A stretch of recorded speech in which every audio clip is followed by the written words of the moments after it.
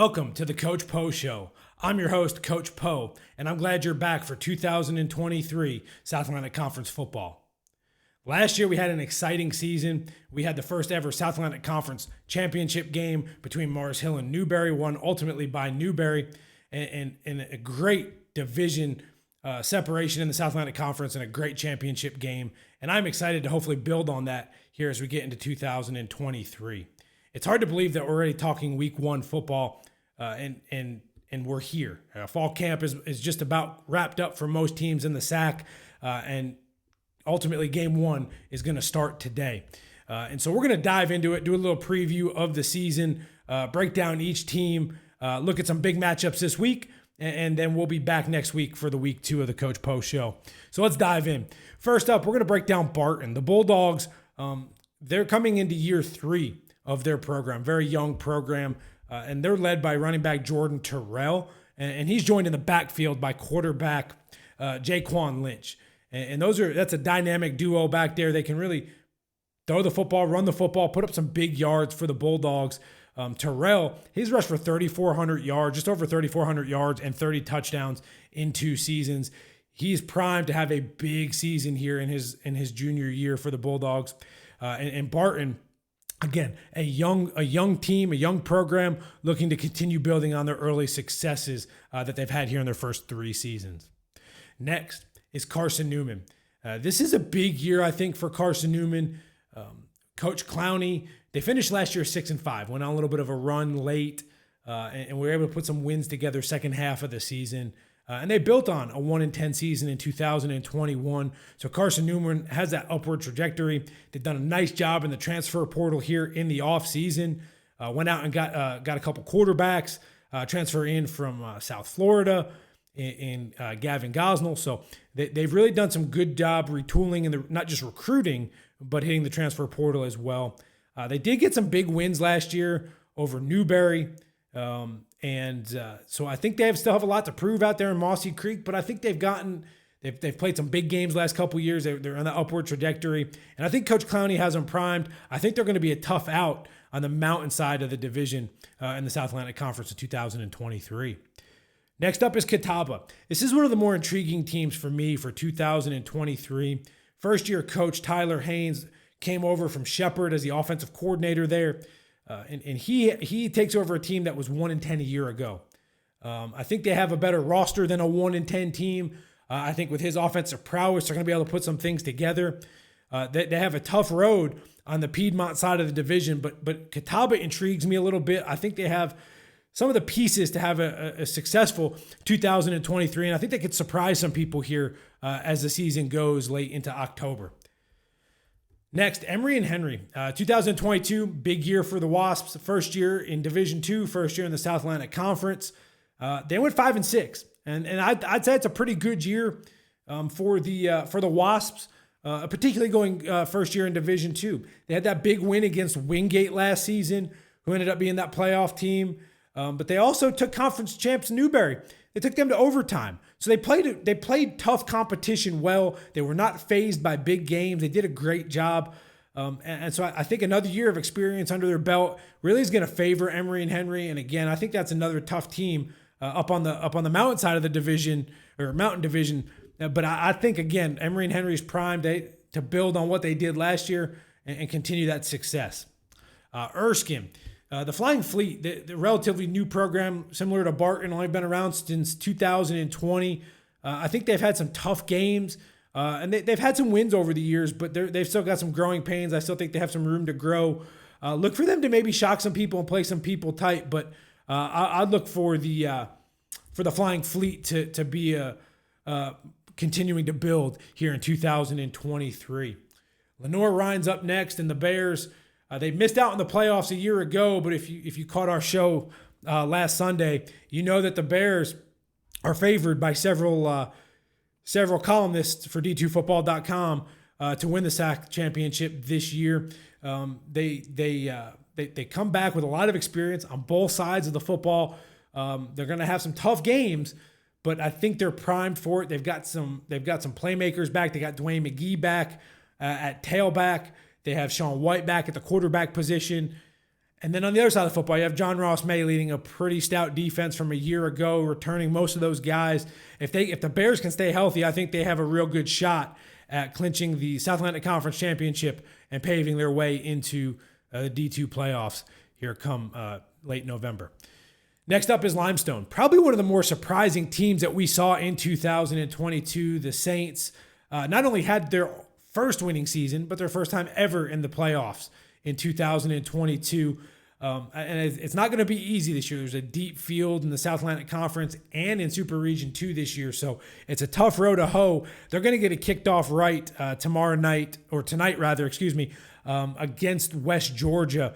And I think a pretty pivotal game just as a good measuring stick for both teams here as we get 2023 started. But again, Limestone, that roster is a little bit more talented. They've got that experience from a year ago. So I expect them to make some plays on both sides of the football. I think they've got to solidify that quarterback position coming out of camp. But if they can do that, I think the Saints have a real opportunity in front of them and a real chance to repeat getting into the playoffs in another winning season. Next up, Mars Hill.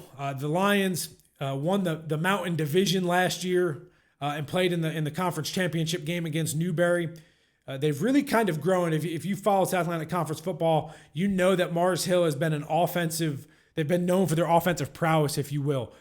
They've been able to build on that and build that defense up. They have some huge playmakers on that side of the football as well, with Tristan Rankin and Landon Honeycutt, both Elite 100 watch list players for D2Football.com. So again, the Lions, they have a great complement to their offense, and that is their defense. And so look for Mars Hill, again, to be a tough out. They've got to replace Snelson and Urzua on the offensive side of the ball, but if Coach Clifton's able to put some pieces together there, look for the Lions, again, to be in contention for that Mountain Division Conference Championship and ultimately another conference championship. Next up is Newberry.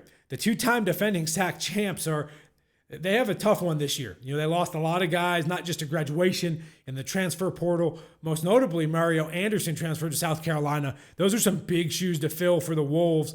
If they're able to win on the recruiting trail, but get some good transfers in, I think Newberry's going to be a tough out. It's always a tough place to play when you go on the road to Newberry, but they have some big shoes to fill and some things to figure out on both sides of the football, but really kind of not sure how that's going to pan out for the Wolves. Only time's going to tell as we dive into it.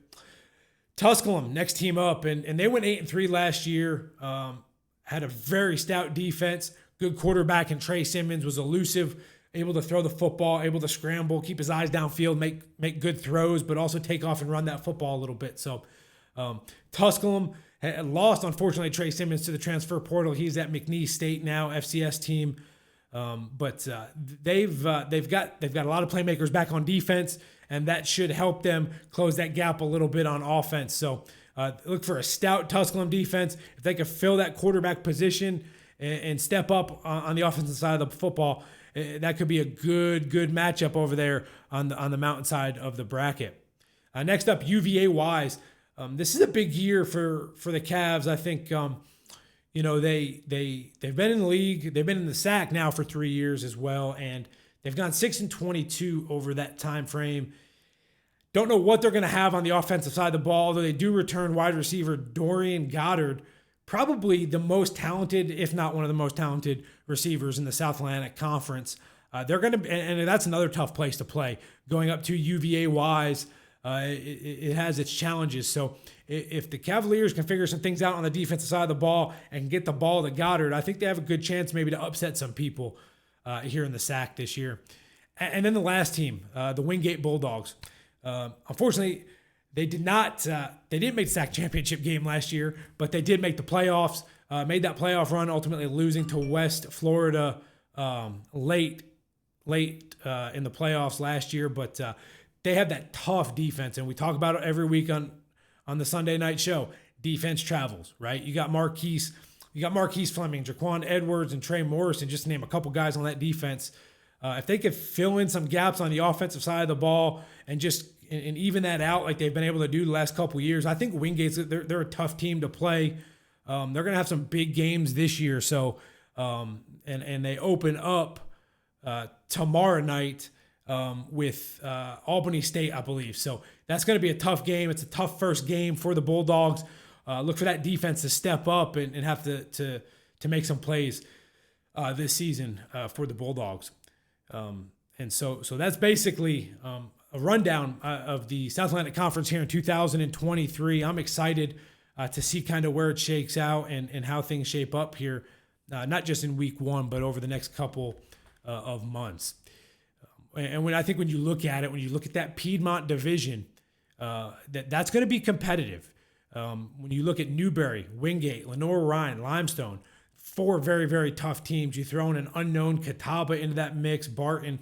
I think there's a lot of unknowns, but that's a very competitive side of the South Atlantic Conference. And when you look at the Mountain Division, it really doesn't get much better up there. Between Mars Hill, Tusculum, Emory and Henry playing well, and I think Carson Newman may shock some people this year. So I think there's 4 to 5 teams on both the Mountain and Piedmont division that really are going to be some tough games. You're going to see some crossover games. So I'm excited to see what that's going to look like. The game that probably is most intriguing to me as we start looking at week one is the game tonight between Limestone and West Georgia. That's an early measuring stick, I think, for both Limestone and West Georgia.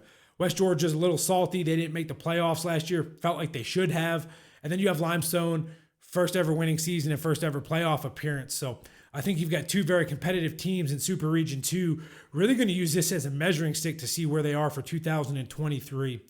A loss in this one doesn't necessarily eliminate you from playoff contention. It just means there's less margin for error here as we go. So this is a big game early for both these programs. I'm excited to see that along with Wingate and Albany State this week. So I think we've got some really good games week one. I'm excited to see it.